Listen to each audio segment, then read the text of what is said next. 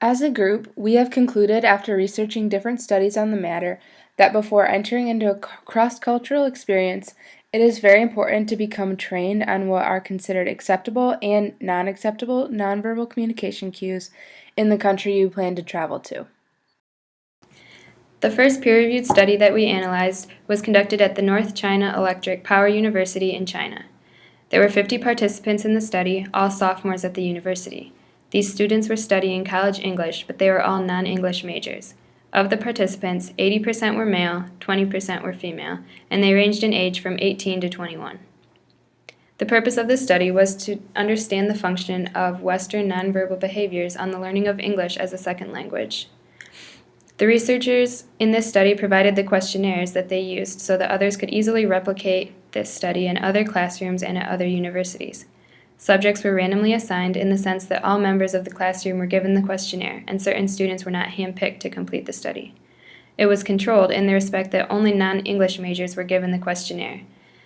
If this questionnaire was given to English majors, that may have skewed the results. The study was designed in a way that allowed for quantitative evaluation of the data, as the researchers calculated percentage response to each answer. The study could have been improved by obtaining a larger sample size and by including students from other universities with different English teachers. This would increase the range of possible responses, and statistically, it would decrease the variance and standard deviation from the mean. Another way that this study could have been improved would be to test different aspects of nonverbal communication. In the first table shown, a questionnaire which consisted of a few questions regarding the Western cultural nonverbal behaviors in the classroom was given. Following the questions, each participant had 5 options ranging from A to E to pick from. A is strongly agree, B is agree, C is undecided, D is disagree, and E is strongly disagree. The following is a sample of a question used in the follow-up questionnaire, and it is English teachers often use the Western nonverbal behaviors in class.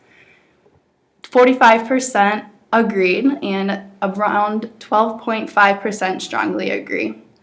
The second table shown consists of the follow-up questions that the participants can either agree, disagree, or uncertain about.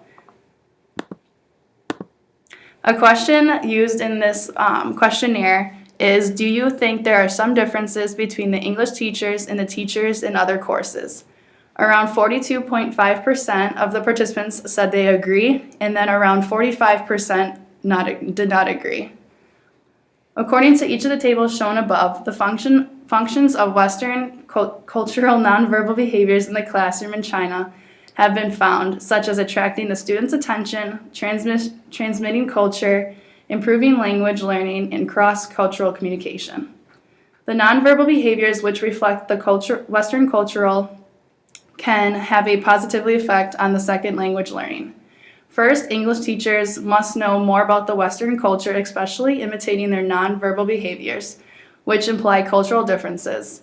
Secondly, they should add the nonverbal behaviors in their teaching process naturally and influence their students' English learning accordingly. Compared with the traditional English classroom in China, researchers pay more attention to the teachers' nonverbal behaviors reflecting the Western culture and regard it as one of its criteria aspects in learning. The second peer-reviewed study that we found was done by Andrew Malinsky in May of 2005. It's called Cracking the Nonverbal Code, and it can be found in the Journal of Cross-Cultural Psychology. The main purpose of this study was to see if recognizing gestures that are common and uncommon in America had anything to do with how long someone stayed in a foreign culture, as well as seeing if this recognition is positively related to how well someone adapts to that same culture. This particular study was conducted using 508 undergraduate business students at a private university in the western United States. 285 of those students were native-born American students, while 223 were non-native students. This was due to the fact that 54 of the participants did not provide enough information to be put in either of the groups and had to be pulled out. In this study, each participant watched a video created showing a male model who presented the participants with 28 different nonverbal gestures. 15 of them being commonly used in American culture. For example, a thumbs up or a shoulder shrug. 13 of them were uncommon to America.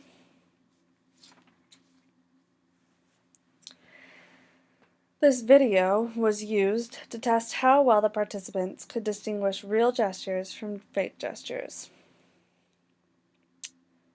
Along with these videos, non-native participants were asked to fill out an additional questionnaire to measure how easy or hard it was for them to understand American culture, how they were enjoying their time here so far, and their comfort here as well.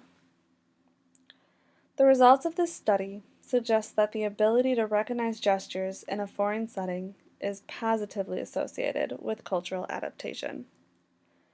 These results are shown more in the tables viewed in the next few slides. For this particular study, the table shows here the difference in demographics between the participants. On the left side is listed the different ethnicities in this study, starting with the natives, meaning those who are born in the U.S., and also non-natives, which are those born outside of the U.S.